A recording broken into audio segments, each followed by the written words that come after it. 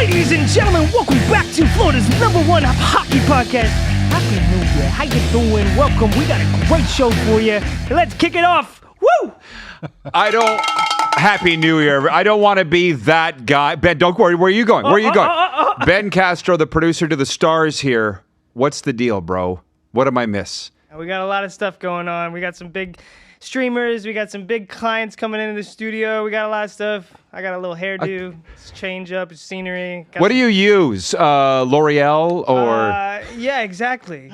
Okay. Maybe it's Maybelline. Yeah, Maybelline. Yeah, maybe Maybelline. Okay, thank you, Ben. Happy New Year, everybody. I walked in, I thought I was in the movie Blow, but I'm not. It is a hockey show. Rod Peterson here, Brent Woltman there.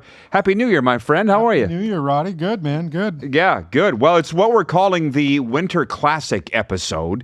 And I don't know, does it feel like a long time ago to you or not that long ago to you? A lot of hockey over the holidays, so it doesn't seem like it's forever ago.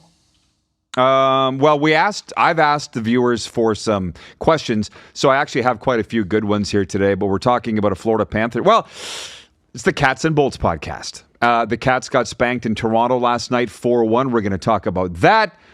The Tampa Bay Lightning are on an 8-game win streak, so get on in here, Bolts fans, and they're obviously very excited about their hockey team. But I guess we should just go back to our number one question, and we'll start with the viewer questions. And one was, how would you rate the Winter Classic on a scale of 1 to 10? It was Friday night at Lone Depot Park.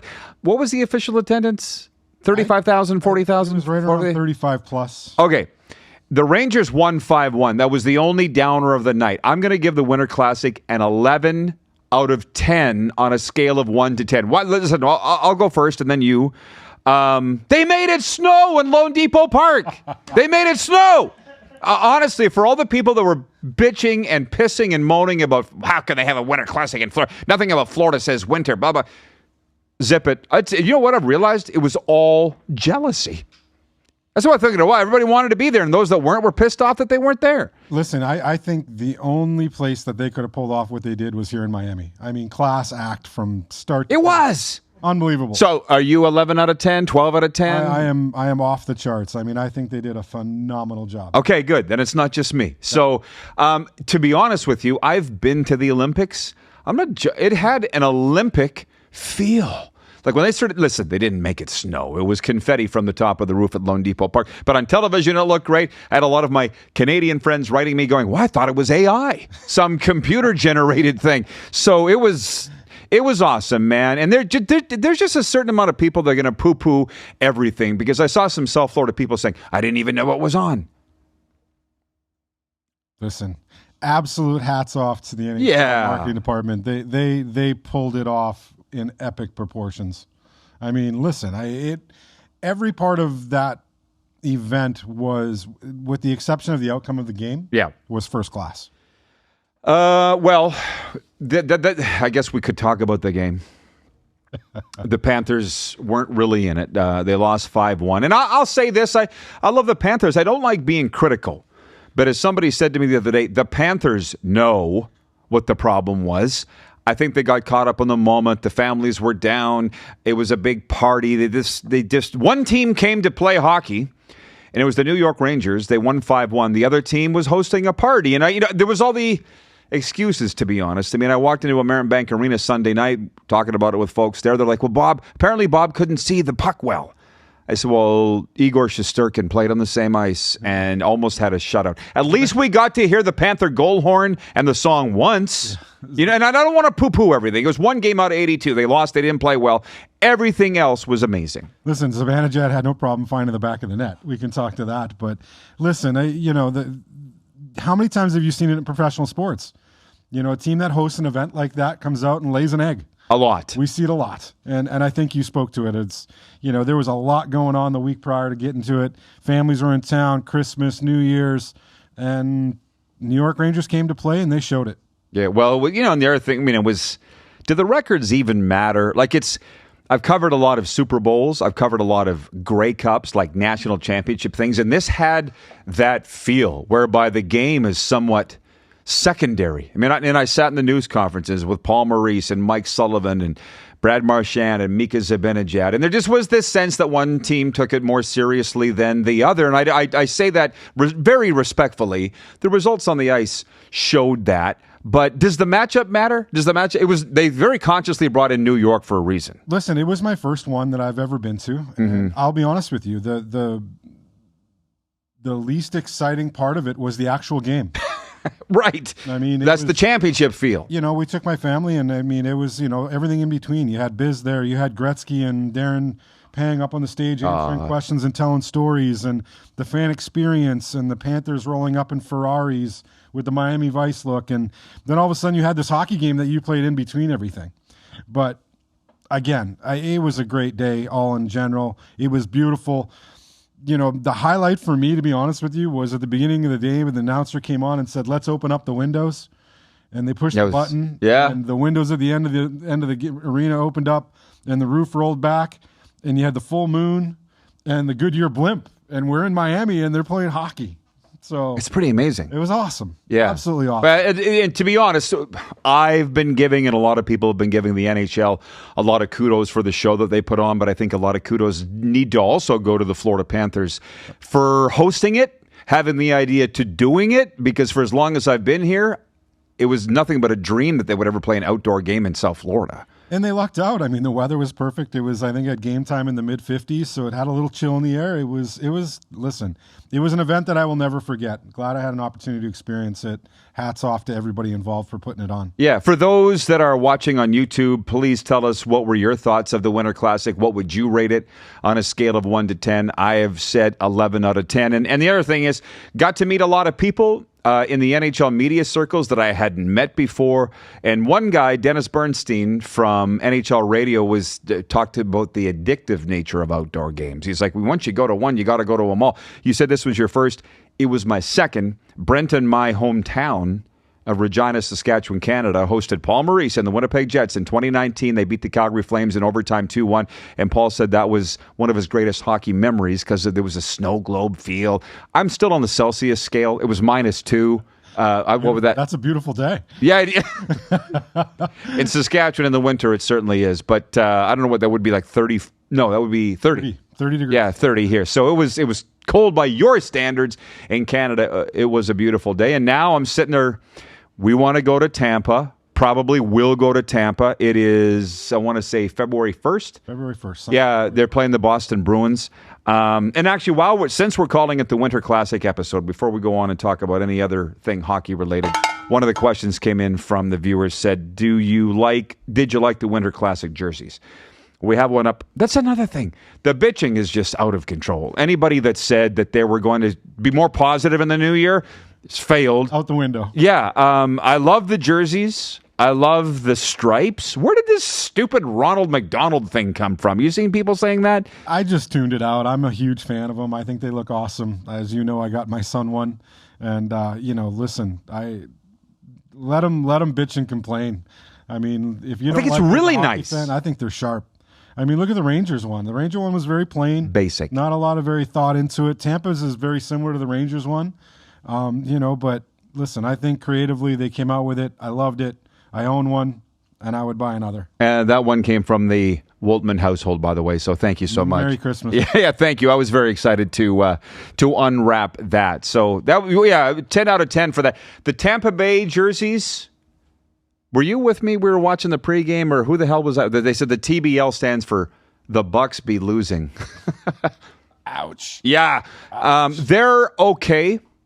When we saw the Panthers and the Lightning get together here a couple of weeks ago, we saw a lot of those jerseys at Sawgrass Mills. Yeah. So the Lightning fans clearly are big fans of them. Because I have been to many, many, many Panthers Lightnings games, and by far the most Lightning fans I've seen in our building, even with the playoffs. I mean, they showed up in droves, and lots of those jerseys kicking around. We're about 9-10 minutes into this episode of the Winter Classic, and I'm ready to move on to other things, other than to say that I don't know where you are on the Tampa Bay, Florida rivalry. I mean, it's awesome, but I was talking with some of the media that have been covering this team for years in both cities, and they say that the teams, the quote was, they absolutely effing hate each other, and which is great. Man. But I don't want to get into it with the fans. I'm sorry, but I had Lightning fans, writing me going, "You're a Panthers fan, so you."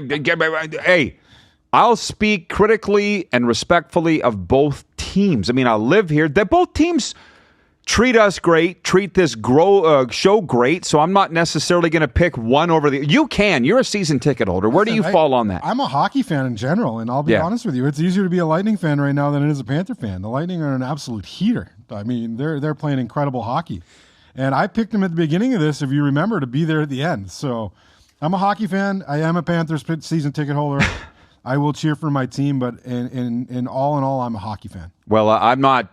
You could hold me down and put a gun to my head, and I'm not going to pick one over the other because at some point, one of them is going to go on a longer run than the other. The last couple of years, the Panthers did, and it was good for us. But if the Lightning do, we'll be on that train, which is now, I think, a pretty good time. Listen, I'll give you props because you have been Switzerland with those two teams since I've met you. Mm-hmm. So, yeah.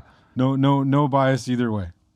I don't see a reason for that to change. Absolutely not. As long as I live here, I mean, I don't see a point. I mean, it's funny because Bill Lindsay, thanks for the reminder. Kelly Francis, where are you? You were there. She showed up to our Cats and Bolts meet and greet at the Yard House Sawgrass Mills before that Panthers Lightning game on December 27th. And she brought a gift, and I want to thank her for this. Dun, dun, dun, dun. Vintage. Is it ever? Do you want to take a guess, Ben, at whose bobblehead this is? Don't even make me do it. Do you have a zoom? Let me see. Can I zoom? Let me see. Let's see. Yeah. Lindsay. Oh, no way! Yeah. Yes, baby. Yes, it is. That's A Bill our boy! Lindsay bobblehead. And by the way, this is back in the day when all the bobbleheads looked the same. And it's like this. It's like it weighs 2 pounds. Like this is a legit. Were you around when they handed these things out? That was before my time. So that's like a long time ago. How far back it goes. That thing is vintage. Yeah, I mean, so that's a collector's item right there. Yeah, well, it'll be staying on the set of the Cats and Bolts podcast. But so I'll say this because what's fun about these shows is you get to know us as the host. So Billy and I spent a lot of time together, and he said to me a while back, he's like, "Who's your team?" And I said, "Well, I'm living here, so I guess I'll say the Panthers." He goes, "No. Nobody grew up as a Panther fan our age. Who did you grow up as?" And I said, "Oh, the Oilers." The Oilers. Yeah, well, I mean, for where we grew up in Western Canada, it was really the only option. In the 80s. In the 80s. I mean, it was the dynasty of the Gretzky era. So. Yeah, well, but I said until August 9th, 1988. The day that they traded Wayne Gretzky, and that was the last day that I cheered for the Edmonton Oilers. And then my dad worked for Minnesota and Dallas for 26 years, so I was a Stars fan. And blah, blah. It's a long story. But now it's Panthers and Lightning, and it feels good. Now, having said all of that, we have kissed the Lightning's butt, deservedly so, to this point in the program. Can we say this about the Panthers? And I'll say it again, respectfully so. You don't ever really know what you're going to get when you sit down to watch them play a game right now. Listen, I was juiced up to come in here and talk about that game because out of all Which games, one? The Lightning Panther game. I mean, everybody was like, and I think Kelly, again, we'll give her a shout out. She was the one that said, "Hey, there's going to be a bunch of fights tonight." Both you and I were like, no, it's not going to happen. Too professional. They're going to go out there and love each other, play a good hockey game. And she was right. Man alive, was she right. They went out and battled, and it was an enjoyable game from start to finish. And I would watch 10 of those every week if I could. Well, I guess that's what it takes. I don't know, to fire up the Panthers. Like, look, they weren't good against the Rangers. They were very good against Colorado. Colorado had won 10 in a row coming in here on Sunday? Yeah, they had two losses in regular time coming in here, and they lost to the Panthers and then turned around and lost last night to the Bolts as well. Yeah, well, do you put any stock into this? Because Colorado had just played in Carolina Saturday night, the night before. How are you on that fatigue thing? Because I think in today's NHL, it's overrated. I mean, you call it overrated, but I mean, you get the physical demand that it takes in your body to play night in and night out. And, I think Jeff Chikrin, when he was here, he spoke to it. The compressed schedule due to the Olympics, these guys are basically playing on average every other night. And at some time, that's going to lag. I mean, especially coming from East Coast to West Coast with the time change. That's your first game on an East Coast road trip going into Carolina. And listen, they were down 3-1 going into the third period and won that game 5-3. So that's a testament. Then they come in here and they played Florida. And listen, that was probably one of the best games I had seen Florida play in a while. Yeah. And they were definitely up for that game. And rightfully so. Coming out of the New York, showing, I think they had to be. And, they were lucky enough to play one of the best teams in the NHL, the best team in the NHL, and played them tough and came out with a win. I was a little shocked after the Colorado game to be standing beside Paul Maurice and have him say that as they just officially passed the halfway point of the season, they're 4 points back of where they were last year. I'd have lost a big bet on that. You and me both, because it seems like a completely different team. I mean, maybe the wins are just coming a little bit more sporadic. I think last year, they went, I think after Thanksgiving, and they won in like a 10-game win streak. So that's, I think the wins are coming, and they're a little bit different. I mean, but yeah, I would have lost the same bet. Yeah. It would have been like, there's no chance. Well, and the thing is, when they were in last place, that lasted for about, 2 days? And there was so much panic around here. You and I and Chick, none of us were concerned about that because they're not a last place team. No, and the last place, between last place and first place in the division, I think was like 4 points. So it's so tight. And, I heard somebody talk about it the other day saying that, going into, the Olympic break, we're going to see this through the end of the season. I think you're going to see more and more and more of these games. The last couple of weeks of the season mean absolute everything to make the playoffs. Mm-hmm. So the thing was that a lot of folks are watching these games from all across North America because when Ekblad came in, he scored the game-winning goal. Opposite end of you, It was that clapper in the top left corner of the net. And Ekblad spoke to the media afterwards, but it's hard to get your questions to the guys because there's such a massive humanity in front of them. But I feel like saying, when that opens up, does it look like the ocean to you? Or does it look like... Because the way he places the puck is like he knows where he's putting it. Listen, there's a reason why he was the first overall pick. The guy's got extreme I love talent. And to make that shot... All the time, though. He does it all the time. 9 times out of 10, that puck's in the net. And that's where it's got to be. But that's a clapper. That's not a snapshot or even a wrist shot that you can aim a little better. We all played the game. Yeah, absolutely. But listen, that guy, I guarantee you Ekblad's practicing that over and over and over and over and over again. The good ones make it look easy. I agree. Right? It was a great shot. Ripped it. And then I guess, as I'm going to go a little out of order here, but I got a bad memory, I guess, because I can't remember who I'm sitting beside most nights at these games. But Sam Bennett scored the first goal. Yep. A lovely individual effort. And basically somebody in the press, I think it was Jersey Jim, said, well, there was an FU to Team Canada for leaving Sam Bennett off the roster, which I don't think it was, because right after the game, Sam Bennett addressed it. You probably saw the clip. He was I couldn't have been that classy about it. Yeah. Absolute first class, 100%. And listen, I think there's a very strong possibility he's still going to get his chance with the injuries that are. Well, apparently he's on the first injury replacement list. I think him and Bedard. Yeah. So, anyways, just to finish that thought on the Colorado game, I turned to, God dagnabbit, Jersey Jim was on this side. I can't remember. It might have been Chikrin, but I said, when they want to play, they do. Yep. The Panthers. But is that a dangerous game to play? One would think so, but as it was pointed out, they're 4 points back of where they were last year, and everybody still considered them the favorite last year, and look who was there at the end of the year. So time will tell. They got a lot of pieces of the puzzle to put back together here the second half of the season, and listen, we're in the home stretch. We've turned the corner, and away we go. We're about halfway through the program today, and we got a lot of live viewers here. You're all quiet. We are live on YouTube streaming, so if you got questions or comments, fire them our way, please. It makes it a lot more fun. And it wakes up producer Ben over there in his chair. He's here, but that's Ben's job. Let's make him pronounce some names. I hate pronouncing names. That's so much fun. Oh, by the way, since we're sitting here and we're waiting for comments to come in from everybody, listen, do me a favor, hit like and comment. That would be great. Share if you can as well. That would help us out a lot. Ben, how was your holiday? It was good. I cooked a lot of food, hung out with some family, tried to relax a little, tried to not think about podcasts. Do you not want to tell them where you were? Is it a secret? Oh, no, I was in St. Augustine. It was great. Got to see the Night of the Lights. Have you ever been up to St. Augustine? St. Augustine at the holidays is excellent. It's beautiful. It must be great because New York Rangers great Ron Duguay lives there, and he was supposed to come to the Winter Classic. I was telling everybody that we were going to hang out. He said he had tickets. Sarah Palin were going. It's Sarah Palin's boyfriend. And they're like, hey, I got tickets in a suite, and you're going to join us. I was all excited. And then he texts me, goes, I just decided to stay in St. Augustine. I always say it wrong. St. Augustine. He's going to stay there. He goes, I'm going to watch it in my favorite bar. I'm like, damn. Anyway, were you with Ron Duguay? How'd you know? At the Winter Classic?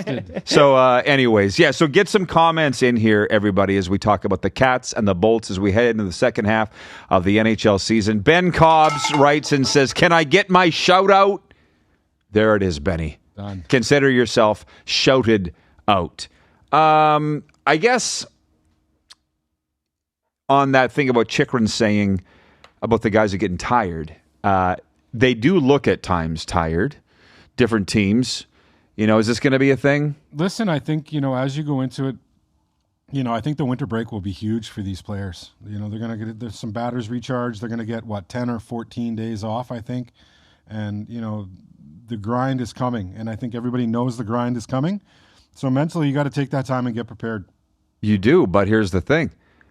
My numbers are probably wrong. I'm not a numbers guy, but I think I saw there are 9 Panthers in the Olympics. Half the team or something like that, yeah. So, you just said the guys are going to get rested up. Sure. The Stars aren't.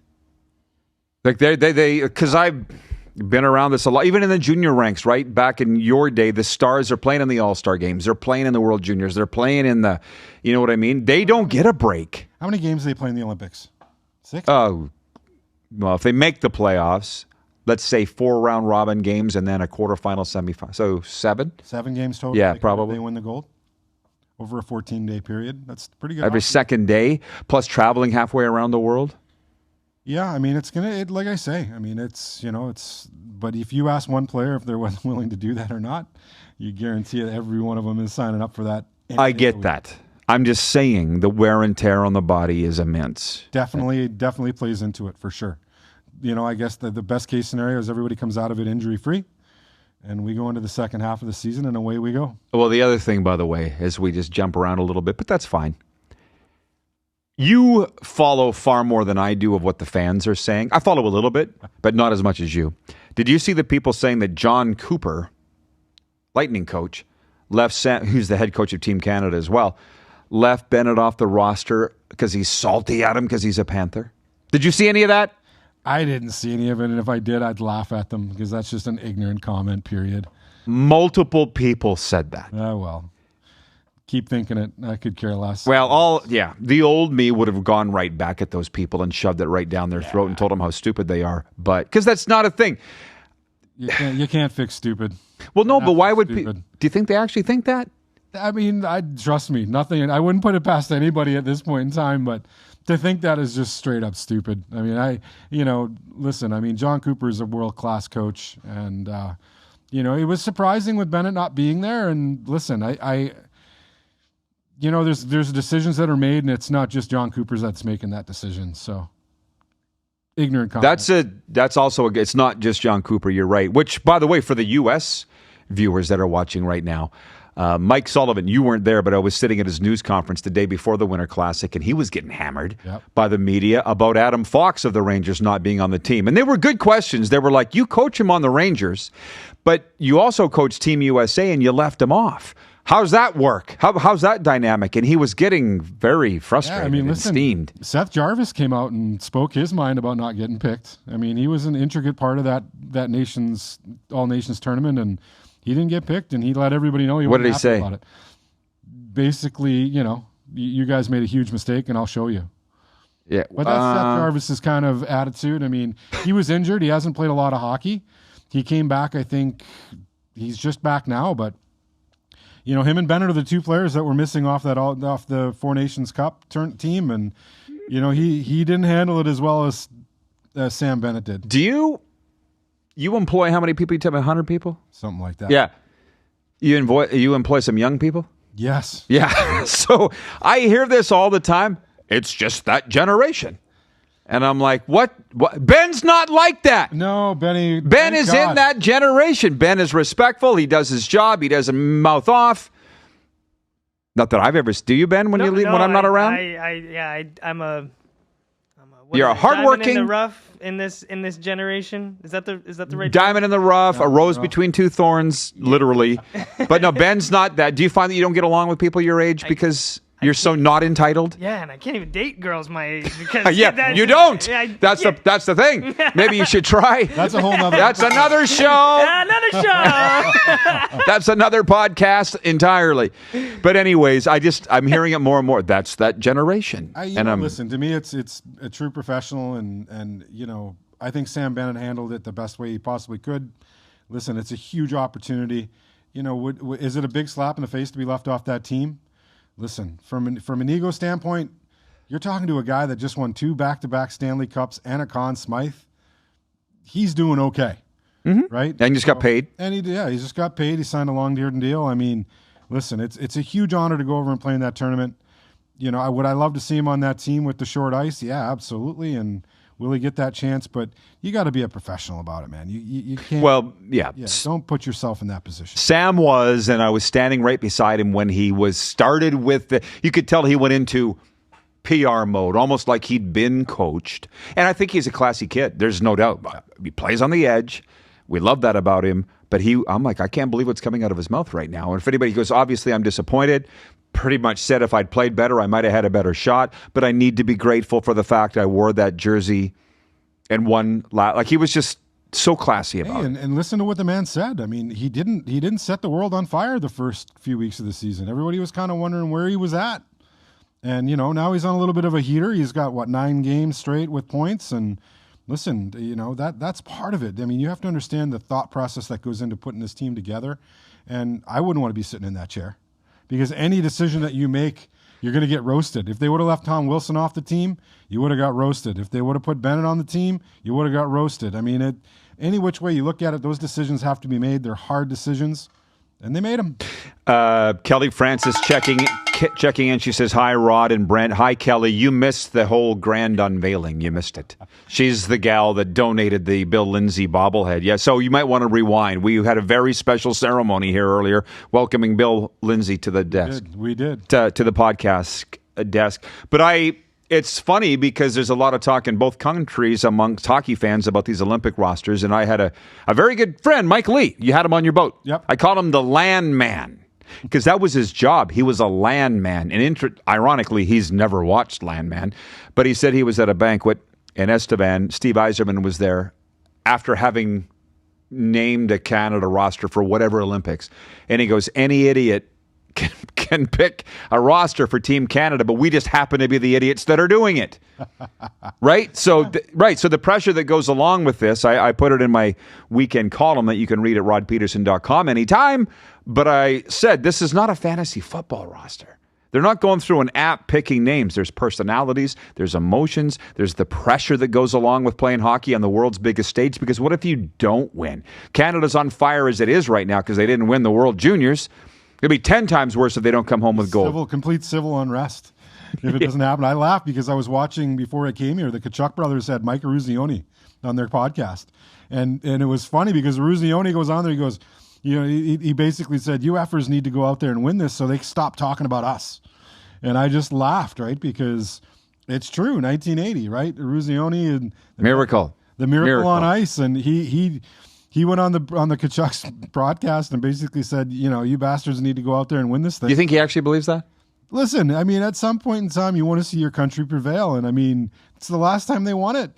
So this is probably the best chance that they've had since that team, right? I know, but is that different than the 72 Dolphins? We all know the story that whenever a Dolphins team or any NFL team starts a season unbeaten, as soon as they lose, the last surviving members of the 72 Dolphins get together and toast it. You've heard that? Yeah, of course. I mean, that's completely a different You think animal. It's different? Yeah, different animal. I mean, listen, we're talking a miracle on ice. That team should have never won, right? Now you fast forward to 2026. That team has a legitimate chance to go into that tournament and win it. Sure. So there we go. Well, but all the talk, all the conjecture, it's fun. Yeah. But it's also all bullshit because for whatever reason, before the Four Nations face-off, I was going back and looking at some coverage from my daytime talk show, the Rod Peterson Show that airs in Canada. I had pundits from Canada, hockey, like the Hockey News and the Daily Faceoff, saying this is the best American team that's ever been assembled, and they lost. Listen, Ruzioni said something in that podcast that absolutely hit home with me. He said, and we all know Herb Brooks and the mental games that he played after watching the movie. And the one thing that was not depicted in the movie that Ruzioni said, he said, we were getting ready to walk out of that locker room, and Herb turned around and he looked at all of us and said, you lose this game, you take that to your grave. And I was like, wow, man, how do you say that to somebody? I mean, but he's right. He was dead on. That's not a motivational thing, I don't think. And here we are. I mean, all these years later, and I mean, to think about it and listen, I'm pumped. I'm looking forward to it. I'm gonna be that guy that sits back and watches all these games, not only Canada, but Latvia and the Swedes and the Finns and all of them. I mean, it should be some really good hockey. So as we have the highest viewership all show now.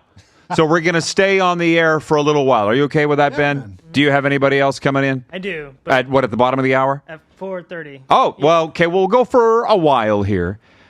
Kelly writes in. She says, I got stuck at work. I'll be more than happy to watch from the beginning later today. Yes, we had a special ceremony for the unveiling of the Bill Lindsay bobblehead here on the Cats and Bolts set. Maybe you know this, but I don't know the answer to this. Shane writes in, he goes, Team USA 1980, Tretiak on the bench. I've never been told why. I was only 9, so I don't remember it. And he goes, sorry, I'm Shane Oliver from Brandon, Manitoba. Forgot to switch accounts. No, you're all good. The Wheat Kings.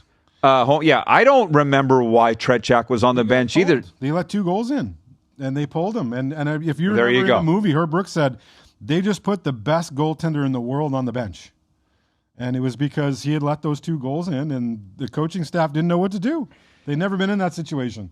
Well, now I'm going to have to go back and watch Miracle again. Yep. That'd be a nice pregame show for the Olympics. Yeah, man, absolutely. You're getting me totally fired up for the Olympics now. Which this is supposed to be the Winter Classic episode. Which, if you rewind 35 minutes ago, we talked all about the Winter Classic, the first ever in Miami. And I don't feel like I'm done talking about that. It was the southernmost regular season game in NHL history. Listen, one thing I want to talk about, what did you think about the player entrances? That's become a big thing and a tradition amongst these players, is to do these kind of, rehearsed player entrances. I think Edmonton did, in the heavy, overall, or the oil worker stuff. Oil worker, heavy equipment, machinery operators. The Panthers, and nobody saw it coming. We just happened to walk up and see it coming. You saw the video. Roll up Miami Vice style, every player in a Ferrari. I mean, it was epic. Oh, it's totally great, but I'm just almost cliche-ville. Listen, did you expect it? No. And I got an email from the NHL the night before the game saying, can you put it out there to your viewers to show up for the player arrivals? Almost like it was an afterthought or something. They said the teams will be arriving at 4:45. Yeah. When did you find out that was a thing? I didn't even know. We were literally at the fan experience, and we were walking back to the car to put the stuff that we got in the experience, and we came up to the rail, and somebody said, hey, the players are coming. So I said, hey, let's stick around and check it out. And I'm glad we did, because, listen, there's only one place in the world that they could have pulled that off, and that was here in Miami. Which part? I mean, the Miami Vice theme. Rolling up in a Ferrari. And the Ferraris and everything, yeah. I mean, in the pastel suits. And it was, I thought it was extremely fitting and well thought through and pulled off. We keep this show very positive, as you can see. And it's funny because I can't believe the amount of negativity that surrounded the game. I'm not joking. And you saw it too. But one was somebody bitched about Tkachuk smoking a cigar. He wasn't smoking it. He had it in his hand. Yeah, he puffed. I saw he was smoking. He drove right past us. When I saw it, it wasn't. Listen, he was smoking a cigar when they won the Stanley Cup last year. Maybe he smokes cigars. Who cares? He's fine. I don't have a problem with it. I'm just saying people will always find something to bitch about. And 2, somebody said, why did they have the Stanley Cup out there on the intermission? And that one was a little, for me. Iffy for you? Yeah, it was a little borderline. I mean, you played game 1 of 2025-26 season. You're now defending. You're not the champ. Well, if there's one thing I know in every league, if the NHL says we're going to have the cup out on the stage and you're going to have 2 players go out and pick it up, you're going to do it. Yes, sir. The coach has no say-so on that. Yeah, it's a yes, sir moment. Yeah, so you do it, but I thought it was strange. But again, I'm not going to hold that against the Panthers. I mean, it was no stranger than Bissonnette dancing with the dancers during their TV time. I mean, come on, let's get real. You spent some time with Biznasty prior to the game. Would you mind telling? I should have had the photo ready. Listen, they had if I send you the photo, Ben, can I? Mm-hmm. Okay, go ahead. Listen, they had a fan experience, and my son went up and razzed them a little bit, told them that the Leafs would lose again to the Panthers in the playoffs, and spent a couple of minutes talking to Biz. He was first class all the way. He was in one of I can't remember, the shoe company that is now the sponsor with Tom Brady and him. And we went up and spent some time with him. It was really, really cool. My son enjoyed it. The whole fan experience. Listen, we went around. I have a young son, and we went around. We did the hardest shot. We did the accuracy. We did the face-off challenge. We did them all, and he loved every minute of it. And hats off to them. And it was really cool because while standing in line for these things, I got to sit there and listen to Darren Pang and Wayne Gretzky on a hot stove. On a hot stove, which, listen, for a hockey fan, I could have sat in my lawn chair and listened to that all day. Me too. Yeah. So many people get bent out of shape about the fact that whatever, Florida hockey fans don't know the history of the game. Who cares? How else are you supposed to learn it unless you have events like that? So did you see Gretzky talk about his first autograph he ever got? I did. Yeah. That was the coolest man. He's not only the greatest player of all time, but he's the coolest too. Let me know, Ben, when you have the photo. Coming right now. Give me one Okay. second. This is Brent and his man RJ and Biznasty. I'm getting all fired up near the end of the podcast here. Where was this energy earlier from me? But the thing with Biz, he is the nicest guy in the world, too. Yep. It helps folks to be nice. There you go. There is Biz, Brent, and RJ. Yep. Anything you want to say about that? No, listen, it was first class, and it was really cool because, when you do a lot of these meet and greets, these guys don't take a lot of time. It's walk up, take a picture, move on, and he really took the time to and he was a real ambassador for the game in the NHL. He took the time to speak to us, and it was sincere. It wasn't, it wasn't staged. It wasn't push you through. It was really cool. He went back and forth with my son regarding the Leafs, and it was really neat. So, well, before you go too much further, I'm going to send you another one here, Ben, just so you know.